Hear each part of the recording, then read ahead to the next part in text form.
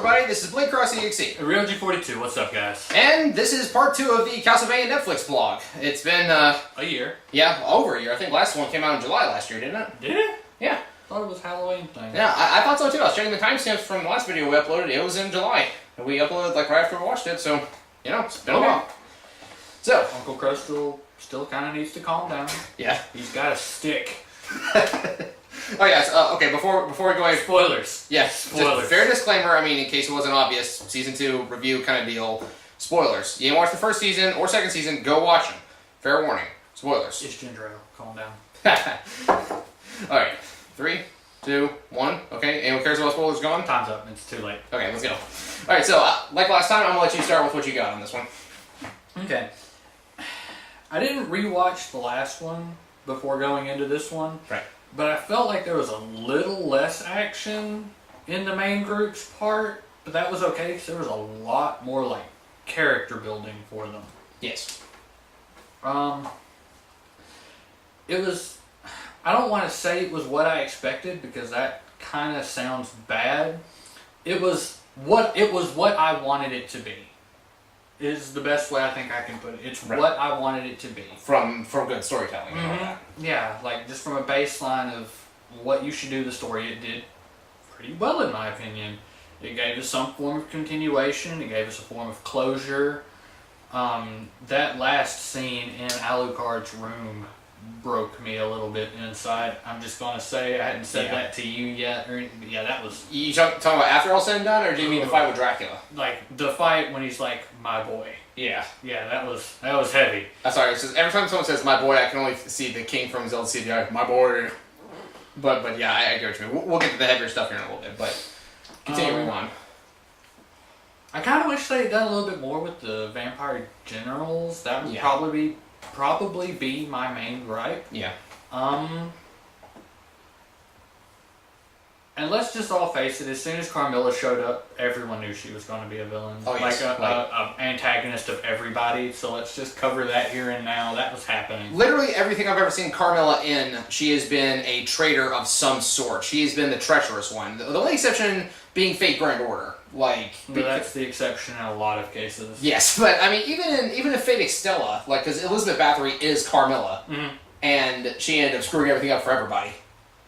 Even in Boktai, like, the person who gets the name Carmilla, she's not even necessarily evil. She doesn't, like, she's not a traitor, but she's, like, she's your friend, but she has to fight you because of who she is, kind of deal.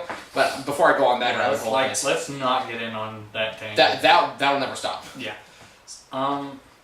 What combat there was really good in my opinion. Like, it wasn't overdone, but it was just enough spectacle to... Yeah. Like, you could follow it, is what I'm trying to get to. Yes. Even with them teleporting all around the room and all that. Yeah. Also wish they had done a little more with Dracula's, like, overwhelming power that everyone knows he has. Yeah. But at the same time, they did kind of address that he was weakened, yada, yada, yada. Yeah, a few different reasons as to why he went down so easily, but... Well, I mean, in the end, I don't think they could have stopped him. If he was trying. Yeah, but he just kind of gave up. Yeah. So what were your thoughts? Okay, my thoughts in terms of just, like, taking it as a show, not even comparing it to the games, really well played. I like the characters they introduced in the second arc, the good and the bad. The characters were amazing. Yeah, like, I mean, like heroes and villains. It's a better way to word that. You know what I meant. They introduced a couple new villains, and like we said, vampire generals. They gave most of the important ones their own little arc, even though it was only 8 episodes long. We got to see each one's motivations, each one's goals, why everyone is the way they are. What was his name? The Viking one. I can't remember. Godbrain. I think it was God something. I couldn't remember. I just love one of the opening lines they say to him is, with everything you see, you either try to eat it, try to screw it, or try to make a boat out of it. Don't drop a boat on me. But, and he said, I'm a Viking, I like boats. He's the only vampire general besides Carmilla who actually got any development, though. There was a bunch of others, and they look like they're from all over the world, too. Yeah. Like, all different kinds of mythologies. Which is cool, because a lot of mythologies do have some vampire basis, but... Yeah, this one lady who looked like she was Egyptian, the vampire used mist looked like she was Japanese, I want to say. At first I'm like, is that Avatar Kyoshi? Too much Fire Nation. Yeah, in the face she looked like Avatar Kyoshi, but her dress looked like Fire Nation. And the other male generals didn't really stand out that much, though. Oh, really? They're just kind of forgettable. I know you had one who was a little bit stockier than the rest, but that's about it. They got the one who got split in half by Sypha. Sypha's magic really got a lot stronger in this one. Can we just talk about the teleporting castle for a minute? Yeah, that was really cool. Okay, on the one hand, I want to say that shows how strong Sypha is, but at the same time, we're both over here like, bull. There's the amount of energy that would have to take. Yeah, first of all, for those who don't know the context, Dracula's castle moves because magic machines. She found a spell book that had... Part of a spell. Yeah, it had part of a spell. It was a binding spell. Basically, hold it in place and it can't move. That's one thing. She said, I need to write the rest of this. So she writes the rest of it, and then casts the spell. And then decides to just move the castle. Teleports the castle to where they're at, which happens to be the old Belmont family estate, right on top of the, basically, like, not catacombs, but like treasure trove of knowledge and weapons that Trevor Belmont and his family had. He even found a whip called the Morning Star. Mm-hmm. Now, of course, the entire time I'm thinking to myself, what if they brought in the combat cross from Lords of Shadow? Like, that was my first thought, just because, like, that's... We wouldn't have been able to finish had they brought in the combat cross. I'm too hyped. I would have been too busy screaming. But it wouldn't have tied in with the rest of Castlevania lore, because that's exclusive to that, but blah, blah, blah. So, she drops the castle right on top of the catacombs, pretty much. No, not catacombs. On top of the family hold. And after fighting with a giant machine that was trying to resist the spell. Yeah, like, later they're going through Dracula's castle. You don't have to go into every detail. Sorry. But we're both sitting here thinking, after all of that energy, she's still moving around like it's nothing. She's still fighting really well. And we're like, in everything ever where there's someone who casts high-level magic, there's always a cooldown period. You're going to be at least a little bit tired after that. Yeah, a little bit of energy expended. Yeah, I mean, you literally moved a magic castle that was fighting you the entire time. Oh well. Yeah, well. So, Isaac. I'm looking forward to see what they do with him. Honest to God, out of all the newcomers, I think Isaac was my favorite. He certainly, I'm not going to say he had the best motives, but I think he seemed, to a certain extent, the most relatable. If that makes any kind of stupid sense at all. For those who haven't watched, and those who don't care about spoilers, Dracula actually recruited 2 humans to help lead his vampire and undead army, because they hate humanity and want to see it purged. One of them wants to see all of humanity wiped out completely, the other one wants to see humans treated as livestock for vampires. It's like, don't erase them completely, but cull the herd. Make just a little... Honestly, I don't think that Isaac wanted to... I don't think he wanted to see humanity wiped out completely. It's just that he was so loyal to Dracula. Yeah, because he flat out said Dracula's the only person who ever protected him in any circumstance. I feel like he was so loyal to Dracula that if that's what Dracula wanted, he just didn't care. He was like, I kind of don't like humanity. You want them gone. I'm going to listen to literally any words you say. Yeah. Your wish is my command. Then at the end of the fight, he pulls the Doctor Strange on him, tosses him in the middle of the desert without a way to get back. I felt bad for both of them. Mm-hmm. That was so sad. Honest to God, the second saddest moment, because just that's my boy and I'm killing him. That was, I couldn't handle it. So I can't handle it now. After they kill off the vampire generals, they fight their way to Dracula, and it eventually comes down to a one-on-one between Dracula and Alucard, which is what everyone was expecting, probably. I mean, it's either one-on-one between him and Alucard or him and Trevor. Yeah. But let's face it, Trevor couldn't have handled it. Nope. It's like I said, are you the last in this line of warriors, or are you a lucky drunk? Yeah. So, the fight rampages through the castle. They end up in Adrian Tepish, who is Alucard's former persona. They end up in his old room as a child. Dracula's just looking around, and he remembers his humanity, even though he's not human. He gets back what was left. Yeah, and he says to himself, Lisa, I'm killing our child. My boy. I am killing my boy. And his heart just, at that moment. You could feel the Undertale there. Oh, yeah. Sweet. So, Carmilla. Let's talk about her for a little bit. Yeah. Well, where do I begin? She's brilliant, for one. Yeah, but at the same time, she's brilliant. She was a well-done character, but at the same time, it's still something that we've seen 100 times with the character. Fair point. Fair point. Like, at this point, I would like to see an instance of Carmilla where they don't do that. Like, the whole plot twist is that she's a good guy in the whole thing. But that's just not how that character would work anyways. We have Boktai and Fate for that, but... Yeah, I guess. But I digress. So, of course, Carmilla wanted to command this war on humans herself. She pulled a freaking brilliant move that is actually, I've heard questioned before if it could actually work. You remember the priest we talked about back during the first video, the bishop? Yeah, the monster's like, give me a kiss. Bites his head off. They actually only bit part of his face off, apparently. But he's dead. The two humans they have, Isaac and Hector, they can both reanimate the dead. Hector reanimated the bishop. They had the bishop bless a river turn into a river of holy water. So when Carmilla decides to make her move, she breaks the bridge where Dracula's forces are walking across, and they all just disintegrate into holy water. Of course, that comes back to bite her later, but yeah, that's brilliant. We'll let them see that. Yeah, like y'all watch that. Trying to think what else we can talk about, because like I keep forgetting Hector's name, but it's Hector. Hector, yeah. We can't really go off on a single tangent because there's just so much to talk about with each character. Like these are. I will say, like, the dichotomy between Isaac and Hector, like, they're literally, like, Isaac, I am really into loyal characters, someone who, good or bad, will do anything's best for the person he cares about, and then there's Hector, who's just like, it did not feel like it took a whole lot of convincing at all. So it's just kind of like, yeah, you kind of deserve everything that's coming your way. Yeah, and in the end, he ended up chained by the neck. He is now Carmilla's pet. That's what she said. Yeah, so, like, in case I didn't tell you anything, Carmilla's still alive, and, you know, she's most likely going to be the villain of the next one. Her and Isaac's going to come back. Most definitely.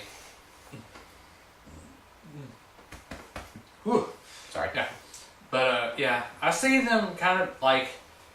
I feel like Isaac's going to be some kind of anti-hero kind of thing. Like, he's not exactly going to be a good guy, but he's against Carmilla. Yeah, because, first of all, she betrayed Dracula, but at the same time, I think he doesn't care about anybody now, because he's just done. He's done. Yeah, the one person he cared about is gone now, and on top of that, betrayed him in the last moment. Like, it came down to the thing of, I will lay down my life fighting for you. Like, they had him cornered in what was it, Dracula's study, I think? Mm-hmm. And Dracula said, I appreciate your loyalty. You are amazing. But, I'm sorry, this is one time I have to make an executive decision. And just shove him through the teleporter and he's gone. Yep. But yeah, one character, like, one thing I wanted to say about the story, like I was talking about earlier, just as a show. Now, as an adaptation, it's still really good. Yeah. It actually, first season felt a whole lot like it was just Castlevania 3, which, I mean, is good. Yeah. Because it is Castlevania. It's got the same cast of characters from Castlevania 3. And it's hard to find a really well-done animation or movie adaptation of a video game that stays loyal to the characters and all that. And really hard. Looking at you, Mario Bros. You're looking at you, Mario Bros. Legend of Zelda. I'm on the fence about you right now, But when the second season started, like we said, we brought in Isaac and Hector. I don't know if they've been in any Castlevania stuff, but at least in terms of Castlevania 3, they were not there. And nor were these other vampires or generals or the majority of this war, besides just Dracula is the main bad guy. So they took a branch off from Castlevania 3's storyline, but they stuck with the... It paid off really well. Oh, it did. It most definitely did. Most definitely worth the watch. It's not just straight up Castlevania 3. It's Castlevania 3's characters, but with a slightly different story. That said, Grant is nowhere to be found. I called him a thief or rogue class, because that's basically what he is. He climbs on walls, he carries knives, and all that kind of deal. I'm calling it that he's going to be the replacement for Alucard, because Alucard kind of got his whole wrap-up in this. We won't go over all of that. Yeah, again, we need to leave them some. Yeah, leave something with Sypha and Trevor basically continuing across Europe to hunt more forces of darkness, and Alucard's just kind of settling down for a little while. He's just gonna relax and, it's like he said, go back to sleep.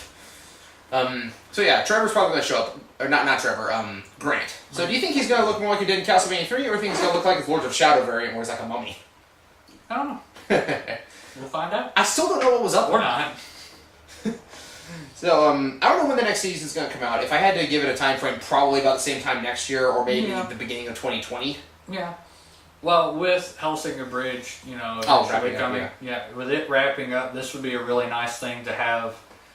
Take the Halloween, let's get hype slot. So that would be a good thing. Do we have a date for that, by the way? Not that I heard. All I heard was they confirmed it is coming in November. Why was I about to say February? I don't know. They confirmed it's coming November. Yeah, that's basically our Halloween hype, which for the last 3 years it hasn't been on Halloween. It's been either late or early, but regardless. I feel like I'm forgetting something big. I don't remember what it is though. I don't know, but now I'm ready to go right back downstairs and watch some more Seven Deadly Sins. So yeah, but because those new episodes finally came out and I just heard about it. So if I had to say one thing, to describe the pacing of this season, pacing itself was good, but it doesn't feel a little fast. Yeah, I'd say it feels fast because they only had 8 episodes to work with, but they kind of got from point A to point B pretty quick. In the grand scheme, it was just a thing of once they start moving, they got from point A to point B. Mm-hmm. The basic gist of where they go is they go straight from the town of Gracia, where they were, and Trevor's like, we ain't got nothing to fight Dracula with. Let's see if my old house is still there. It probably has all the weapons we need. They spend the greater half of the season down there. Yeah, I would say 3/4. Yeah, but that gives us time to focus on the villains and learn their motives and all that. So while we don't actually progress the plot that much, or at least how the story is moving extremely fast for what we would call a season, it still didn't feel like a drag because we were getting a lot of development for characters on both sides. Like we're getting a bit on Sci-Fi, we learned more about the Seekers, and she flat out says at one point, "My people are idiots. Why do we not write things down?" Yeah. The other thing I would mention, not Seekers, Speakers. I keep messing that up, but go ahead. Yeah. This is probably the last point that I would like to make on it, is that this didn't feel so much like a complete season to me. Yeah. I would assume this is kind of how they intended it to be. It kind of felt like instead of this just being an 8-episode season, it was a 12-episode season if you include season 1. Which would make a ton of sense because that's first arc wrapped up. And your typical season for an anime is, 12 to 14 episodes, give or take? Yeah. Unless it's going to be Digimon, it has 50, but that's neither here nor there. But yeah, so I do agree. I've kind of got hopes that when they do the next one, it'll be a full 12, but at the same time, I'm not going to complain about 8. Right. I mean, if they have to do it another 4 and then 8, I'm going to be a little sad. Yeah, but if we get another 8, then 8. I just want more. Yes. I agree with you on that. It would feel more natural if we got it all at once. Because having to wait a year after... to me, it was kind of a stark tone shift just because of the gap in between. Because it's like I said, first 4 episodes was, this is exactly Castlevania 3. But, in with an actual world build, and then all of a sudden, hey, we're over here now. This is not Castlevania 3 anymore. This is just a Castlevania story. And I'm like, okay. Again, it's not a bad thing. It's just it felt kind of jarring just because there's a long time skip in the real world until we got the next drop of episodes, and we're like, I thought we were doing Castlevania 3. Okay. So any other big points? Not that I can think of off the top of my head that we highly recommend you go watch it yourself. Yes. By all means. Even if we said everything, every small detail, it is worth watching. It is so good. The animation's beautiful, and this minor point I remember I was making last time was that when we watched it, the quality of the episodes kind of bad just because the connection was bad. Yeah. But none of that this time. It was beautiful all the way through. 4K. I forgot to mention, it's just a little minor thing, but it's still beautiful and sad. We actually get to see a little bit of Lisa Tepish, Dracula's wife, doing her medicine thing as a flashback before we cut back to the current day. So we get to see how her whole capture by the church and all that went down before it happened. And she flat out told the bishop, "Do not hurt me. You don't know what you're doing." And he's like, "Oh, you're threatening me with the devil?" She's like, "No, much worse. This one's real. This one will come after you." And it did. Yeah. But yeah. Oh well. So those are the biggest points that I thought stood out the most. The rest just flows well as a good story. And without going over every single bit of dialogue, that's great. The few fight sequences that we did get, with our main party, really well choreographed, really well played. Again, they were a good spectacle, but you could follow them, so there wasn't all this just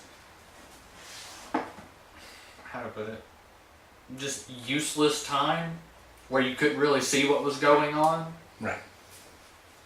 But yeah, I think the thing that was hardest for me to keep track of was the whip combat, just because I don't know how whip fighters fight. Yeah, it's kind of crazy. And when he got the Morning Star, it turned just a little bit ridiculous, because it was literally a thing of, if he hits a vampire or an unholy thing with the tip of the whip, it explodes. Yep.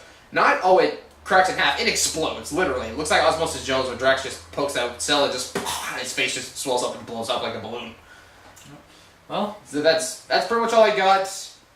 Did not disappoint, even though it did take a different direction I thought it was going to. Ready for the next season, and I might have to have Trevor Bell on some of those cosplays this time we're going to. But we'll save that for another time.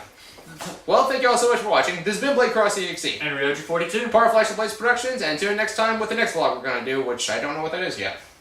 I got a couple projects lined up, but we'll get to that when we get to it. Peace out. Peace.